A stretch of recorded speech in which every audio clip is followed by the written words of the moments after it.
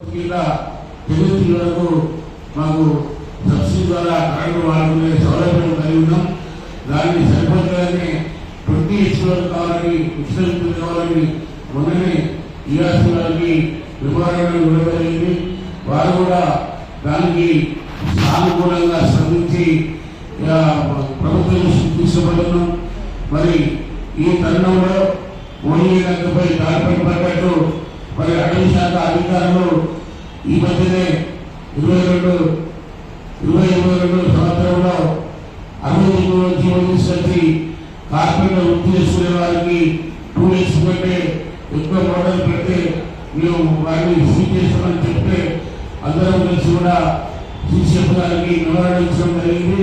దాన్ని మళ్ళీ జీవో వచ్చాక మేము ఎవరి ధోని కానీ కార్పొరేటర్ షాపుల కానీ పోవాలని మాకు హామీ ఇచ్చి కూడా మరి ఈ మధ్యనే మళ్ళా రాష్ట్ర లెవెల్లో రాష్ట్ర వ్యాప్తంగా అన్ని జిల్లాలో కూడా మరి కార్పొరేటర్ షాపుల మీద 2 HP మోడల్ ఉందని వారందరూ కూడా నోటీసు ఇచ్చుకుంటా భయప్రాంతాలకు గురి చేసి వారి జీవన విధానాన్ని దెబ్బతీసే విధంగా అటవీ శాఖ అధికారులు వేధిస్తూ ఉన్నారు.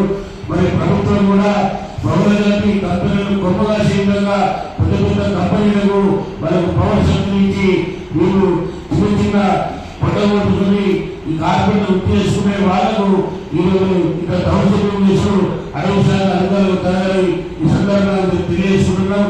ఏమైనా రాష్ట్ర వ్యాప్తంగా అటవీ శాఖ అధికారులు వారి దౌర్జన్యాలు రాష్ట్రంలో ఎక్కువైపోయారు కాబట్టి వారి ఇంకా ఈ జీవోను రద్దు చేసి మాకు న్యాయం ఏంటంటే మీరు రాష్ట్ర వ్యాప్తంగా ఉలిపాల్సిన ఉద్యోగం ద్వారా వారి అరణ్య భవనం ఉపయోగించి ప్రభుత్వానికి ఈరోజు సిద్ధంగా ఉండాలని ఈ సందర్భంగా తెలియజేస్తున్నారు.